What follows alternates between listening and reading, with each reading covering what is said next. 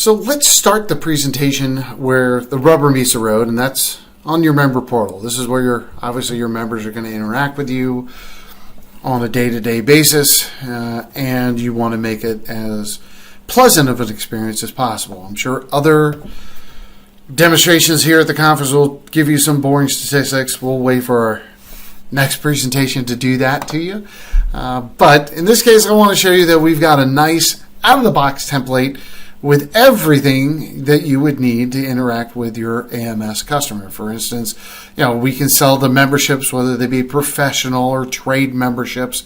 We have that all professionally laid out so you can get your website up running very quickly.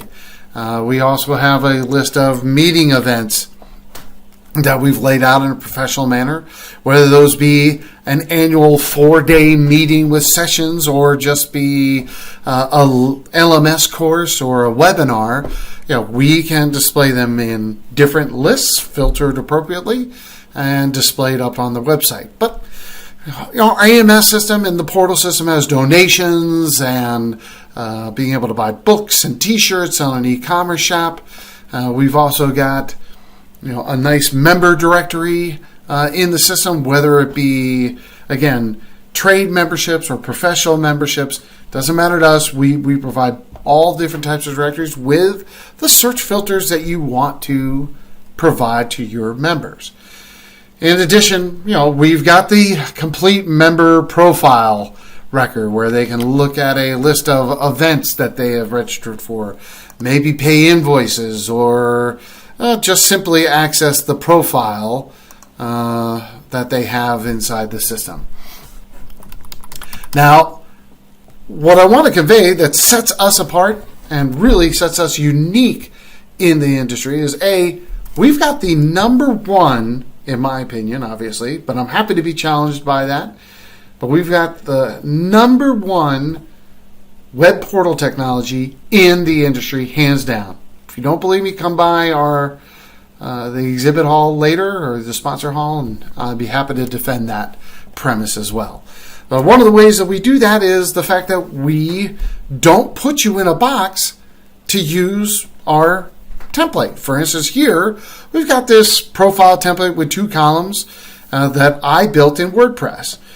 Now, why we use WordPress? Well, it's the most popular CMS system on the market, representing 70% of the world's websites. So even if you don't like the way we've designed it, guess what? There are thousands of people out there on the market that know WordPress, being the most popular one, that can change the design. We're not trying to put you into our box. We want to give you the tools to expand it appropriately. In fact, if we look at AACOM's site, we'll see our technology on their site, and it's adopted their styles, their colors, their fonts. They do have a vertical menu with a couple of columns of the My Profile data. Lots of different data in here that I don't have on my demo site. But if we look at HRCI, you'll see they've taken it a completely different direction. We're not trying to put you in our box. They allow people to change one field at a time because that's the way they wanted to lay that out. And we're not trying to put you into our box again. If we look at National Association of Attorneys Generals, you'll see they've got a horizontal menu with a 1-column layout of the profiles record. Again, this is completely up to you how you want to lay this out. But I'll talk about one thing that's interesting, both with National Association of Attorneys Generals and HRCI and AACOM. First off, AACOM and HRCI, they aren't using WordPress. They're using Sitefinity and Sitecore. Again, our technology is CMS agnostic, but we just use WordPress to get people up and running with a very popular tool. One other thing, at NAG and HRCI, they've actually spent the time during the pandemic, since they lost all their conference revenue, they took the resources that typically work on a conference and had them focus on how they can tailor their site to their members. Tailoring it will actually typically lead to a 50% increase in your engagement from your customers. In this case, for NAG, where they saw that was tailoring the event list to the Attorney General that logs into the system. So when they log in from the Maryland Attorney Generals, they see a list of events that work towards maintaining their credentials in Maryland for being an attorney. If you log in Massachusetts, you'll see a list that's related to people in Massachusetts and maintaining their credentialing up there. At HRCI, they take it even a step further by you actually using all the information they have, demographics and so forth, to actually provide useful suggestions on classes that may help expand their career. For example, sometimes they'll have taken 6 classes to get 2 different credentials, but with a 7th class, they actually could get a 3rd credential that they didn't even know about. So they actually give them suggestions, general suggestions. In fact, they made more money in 2020 without their conference than they did in 2019. And guess what? In 2021, when they do have their conference, they'll get the benefits of both worlds. The last thing that I wanted to emphasize really on the portal is something that I'd like you to think a little bit differently towards as well is, mixing our AMS content, in this case, this webinar registration, with the articles, your content that you put up on your site. Most systems out there allow you to put a link, over to their, separate portal that allows people to register. Well, we can put our AMS content right next to you, or our AMS Commerce right next to your content. So people can actually register for this class that relates to the article for either themselves or their coworkers, depending on what kind of relationship you have. I can register myself and Jim Jones and Pina Colada for the class, add those people to the cart, charge them, and then if you notice, there's a couple of books that go along with the class here. And if you don't know which book to get, well, maybe you give them a call. But again, if I go and register, it actually sends me to the next page using a logical commerce path, something, again, you design in the staff view and lay out how your portal maintains this process. But we're actually going to give them a call. So I'd like to switch hats for a little bit and talk about the staff view. But before I do, 3 things I'm hoping you'll remember about the portal. 1, yes, we default to WordPress, but you can use any CMS system on the market if you want to. Our technology is agnostic and works with them all. Again, not trying to put you inside of a box. We're going to give you a nice branded self-service portal right from the get-go, standard part of our implementation, so you can get up and running very quickly. And we're going to work with you to tailor the experience for your members so you can see that increase in non-dues revenue and make your members more sticky. But again, let's switch over to the staff view. So I'm going to switch hats a little bit. I'm going to put on my staff employee hat. And I'm going to log in. And after I've logged in, I'm going to see something that is relevant to me. I'm going to see a dashboard of the tools that I need to start doing the tasks that I do during the day. And this, what you see in front of you, we will change dynamically, yes, pun intended, to adjust to the person's role that logs into the system appropriately. So membership sees the membership dashboard. The event team sees one of many event dashboards. Accounting sees the finance dashboard. So they can start doing the tasks they need to do right out of the box and very intuitively in the system. Whether that be for membership, chasing down outstanding invoices for memberships that haven't been paid. Maybe it's looking and sending out reminders to people who are expiring in the next 90 days. We can help facilitate those tasks that you do on a day-to-day basis. Now, over on the left, we'll see a menu of different items that relate, in this case, to membership. Now, I've logged in as I wear many hats for the team, so I can actually see events, and I can see a different menu relating to events and finance and donations and so forth, because that's who I've logged in as. But again, depending on who you log in as, the system will dynamically adjust and show only the appropriate things that are relevant to your job. If it's membership, you want to see the contacts and organizations with whom you're working. Maybe you want to see survey responses or membership programs or the dues bill renewal system. All that is available right out of the box. But I'm really just trying to get you oriented. Again, we've got a dynamic toolbar here that changes. I'm looking at a dashboard, so it's going to create new dashboards for me. But if I were looking at a contact record, it would create new contacts and allow other tools that change, just like you would expect from any Microsoft Office tool. Now, up on the top, we have a few tools that allow you to do things, but the one of the most popular is, in fact, the search engine. And in fact, if Susan is going to be calling into the staff to find out which book to get for that class for her and her colleagues, she is actually going to give a call, and then I got to find her record. And I don't know if she's, because of the phone connection, did she say Susan Bones? No, that's probably not it. Did you say Susan Cones? No, that's not it. That's close, but that's not right. But wouldn't it be great if actually Susan just could call and we could let the system look it up for me? Well, I'm actually going to make a call from my cell phone, which is Susan's cell phone, and call me up and let's just see what happens. Hey, so it rings in and the system dynamically looks, I'm going to hang that up, looks for the record associated with that phone number. And sure enough, it finds Susan's record, finds an open support case we have, and shows previous calls that we made to respond to the support case in this case. Even a text message, SMS message conversation I've had with her. But I can very immediately now go to a record and start up a conversation with her. Now, what that conversation may entail, I'd like to show you something that we created based on popular demand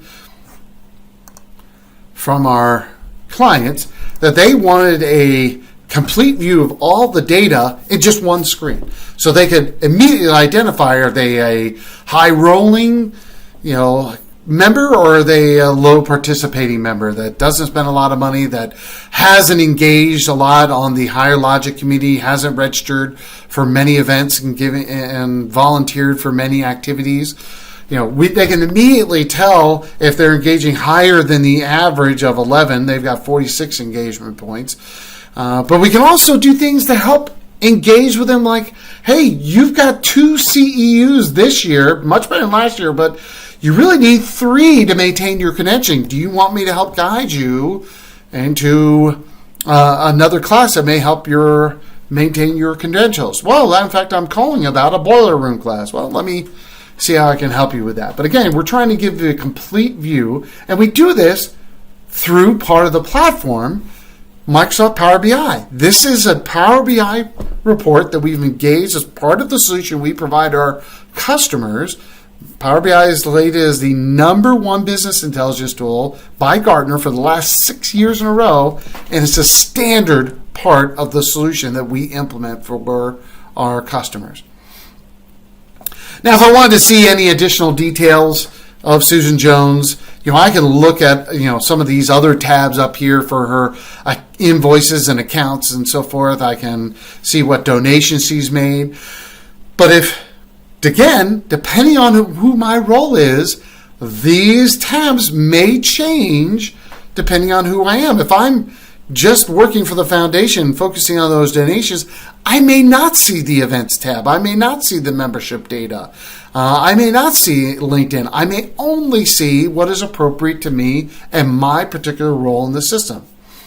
I did want to actually, I don't have time to highlight everything that's in here. I love to talk about artificial intelligence if you'd like to stop by our booth in the sponsor hall. But one thing that I know is near and dear to everybody's heart is a complete history of a person's membership over time. Susan was a gold member back in 2018, but let that lapse. She terminated her senior membership in 2019. The company paid for her institutional membership in 2020, but she canceled that because she wanted to be a gold and premier member. But membership isn't just limited to this type of participation. They can also be participating in committees and chapters and subscribing to magazines, and we try and give you a complete view of that information, not only from our system, but maybe from other systems like the Higher Logic thing that I was telling you about, or how they're engaging with advocacy systems, your advocacy initiatives. But, all right, so let's pretend at this point that we've helped her with the books, and let me talk a little bit more about the portal. But just to review, the things I'm hoping you remember is that, yes, the system dynamically adapts to your staff's role to help them do their day-to-day operations. There are lots of free enhancements to the system. Free. Like the Ring Central integration is free. One of the many apps that are free from Microsoft to allow you to do your daily operations better. And lastly, we've got a 360-degree view, whether it be the typical AMS tasks that you're looking for, but also bring in other information from your LMS systems and Higher Logic community and Breezio and so forth. But again, we aren't here to just provide you with an AMS. We're here to provide you with a platform. And part of that platform is, in fact, the Teams community here. And we use Teams not just to send text messages to people. We can actually create a community of people for that boiler room class, for your member services committee, for your board of directors, to allow them to, maybe in this case, the people as soon as they register are given access to the community so they can ask questions of the instructor. They can download the instructor's handouts. Maybe after the meeting, we need to use another component of the platform called Stream to automatically link the recording of the session into the team. So anybody who paid for it can actually watch for it afterwards. And you don't have to manually upload something to Box to do that. And then, of course, after the webinar, you're probably going to want to rate the webinar with the customer voice survey tool as part of the platform, and then bring those survey responses right back into the AMS system so you can report on them and use them with the customer. Again, this is just trying to bring these connected components together to allow you to view the system in a more complete fashion. Now, the last things I want to talk about was some reporting capabilities. In this case, I'm looking at the events dashboard. If I explore the records that make up this dashboard, I can look at the 9 people that are registered for the medical law and ethics class. And what's great about this is a connected platform. So if I were to export this out to Excel, most people allow static worksheets, we can actually export it dynamically to Excel. And when you export it dynamically to Excel, you'll actually see this report that I exported a month ago on the 18th of May, and it's got, only down to row 9 of records. But if I come in here and I say, give me the latest data from the system, it will go back out to Dynamics, pull the latest records down, show that I've got 9 people registered, and instead of just one person, if I refresh this, I've got 2 people from Pennsylvania now in the system. So again, this is a connected system. This isn't an integration. This is a connected solution. Another part of the connected solution is Power BI, and this is bringing in information from many sources, not just the AMS system, but Higher Logic communities and how people are engaging in that community, and then helping you analyze why there was a decrease in engagement. Well, it's because Mark McCarthy stopped posting messages to that thing, to your Higher Logic community. Maybe you want to call him up and see if he's having a problem logging in the system with that. We can also, subscribe to these Power BI reports. So if your executive director doesn't feel like getting into the AMS and seeing how membership is doing, you can automatically send him a message on Monday at 6 o'clock with the latest membership numbers that he or she wants to see. And of course, the same thing goes for event registrations. We can show that. But the last aspect of the portal I really would like to emphasize is, in fact, the single sign-on technology. Gartner just recently, last October, gave Microsoft Azure B2C single sign-on technology the #1 rating in the industry. And this is an included part of our platform and something that we implement for you guys as a standard feature of our solution to help you maintain your non-dues capabilities with other systems that you provide to your membership. So for instance here, if I go back to the NAG site and look at the My Events section, we can see the LMS courses that they've registered for through our system. And if I hit Start Course, even though I'm logged in here on my system as PO007, if I start course, it immediately sends me over to their LMS system, logs me in as PO007, and allows me to start taking the course. Again, these things are a standard part of our solution. The surveys and communities are all connected. They're not integrated to make your lives a little bit easier, not to worry about maintaining integrations that don't always work. Single sign-on, standard part of our implementation solution to facilitate your members' access not only to our site, but to other sites that may be related. And then Microsoft's Power BI is bringing the number one reporting tool on the market to allow you to bring your information together and analyze that information for your members. Talking a little bit more about how we implement some of these tools in a quick fashion. I'm going to turn it back over to Beth, and she's going to explain a little more about that.